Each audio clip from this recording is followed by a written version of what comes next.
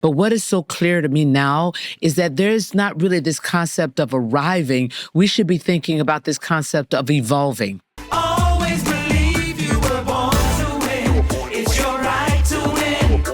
Claim it, frame it, 'cause you were. One of the things that I noticed and picked up on is the fatigue that I heard in that question of I've had to start over.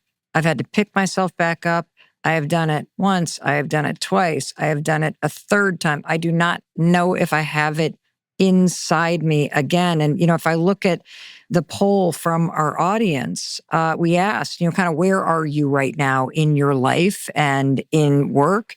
And 58% of the people who responded said they're either burnt out and regrouping or they're trying to re-enter the workforce. And if I add in the folks that are working and want a career change, 84% of people who responded are looking at or wanting to reinvent myself again, pick myself up again. Can you just speak to, like that fatigue of, I thought I would be somewhere else by now. I thought I wouldn't have to rebuild right now. How do you change your mindset from that,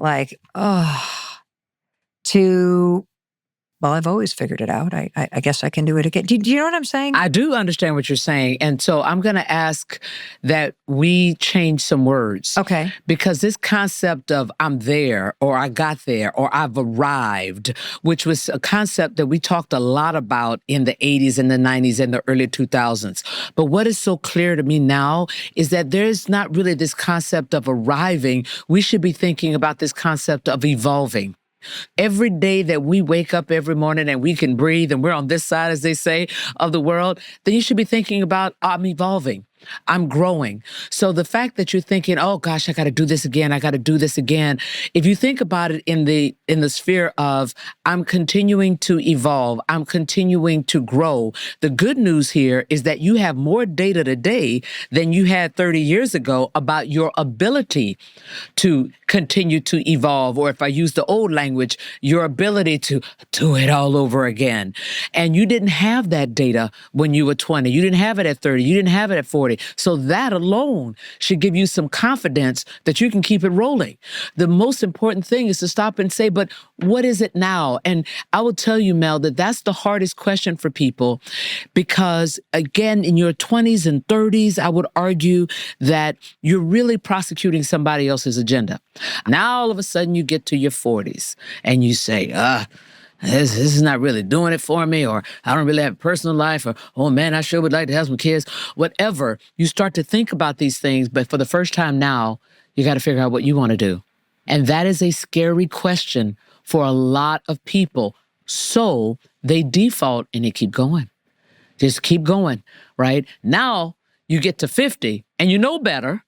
You're a lot wiser, but now it takes the courage to say, I don't really know what I want to do. I don't even know where to start. So you keep going, right? Until you hit the wall and you go, I know life's got to be better than this. I can't do it anymore. So now it's time that you have the courage to say, yeah, it's all about me.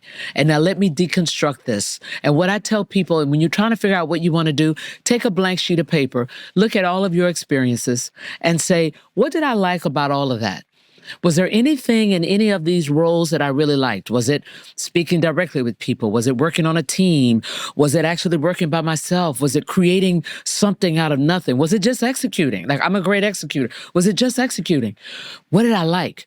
And then once you figure out what you liked out of all of those experience, the second sheet of paper, now you say, what kind of people did I really enjoy working with? Did I enjoy working with people who were smarter than I was? Oh man, maybe I wanted to be the smartest person in the room. Is that really smart? Right? So now you look at the context where you flew before or that you really enjoyed it. And maybe you never flew, but you just liked being it because you like absorbing all of it. Now I'm going to tell you on the third sheet of paper, design a job. Design a job. How do you do that? Well, now you know what you like to do. You know the context that you like to work in. You know the kind of people that you want to be around. You know a little bit about yourself, where you thrive, where you don't. So now I'm going to say, just give me some bullet points. Give me 3-5 bullet points of something that you'd really like to do, and assume that money is no object. I will pay you whatever you want to get paid. Now let's see what that job description looks like. Now you can sit down with a friend, a mentor, a sponsor, and you say, I don't really know what the job is, but here's the content. And that's what we should be focusing on, is the content of the job, not the job title. There's so many people who focus on the job title. I'm going to tell you to look at the content. Let me give you an example. I've used to have graduate school students say to me, well, I want to do M&A. Why do you want to do mergers and acquisitions? I want to do mergers and acquisitions because I want to know how to value companies. I want to know how to buy and sell companies, but really how to value companies. Well, you can learn how to value companies if you're in equity research. That's what they have to do. They have to value one company over the other, and then they have to write about why this company ought to have a better stock price than that one. Oh, they value companies in credit, because you got to figure out if somebody's going to be an A or triple B, but you got to value it. So now I've taken you from one job, mergers and acquisition, to 3, because we're focused on the content. So if you focus on the content of the job, you will find that there are lots of roles where that content is common and that you might really enjoy, but you get to design it. So often we get so focused, as you said, on a role, that we fail to ask ourselves, why is it that role? So I'm going to give you an example of when I had the aha moment. I was a freshman. All my friends, all the cool kids were going to organic chemistry in the sophomore year, but it was freshman year, but we had to declare the majors. So I go see the freshman dean, and I say, I want to take organic chemistry. I said, why? I said, well, I want to preserve some optionality. I might want to be a doctor. He said, you sure you want to be a doctor? I said, well, I can be a doctor. He said, yeah, but why would you want to be? I said, because I can be. Because again, I'm negatively motivated. So you tell me I can't do something, I'm all over it. So he's now questioning whether or not I was like, no, I could be a doctor. He said, well, let me try this again. What do you read for fun? Now I'm a freshman. I'm 18. I said, I like reading Ebony and Jet and Essence, and I'll read Fortune or Business Week, was hot then. He said, well, do you know if you're going to be a doctor, you have to read science journals for fun.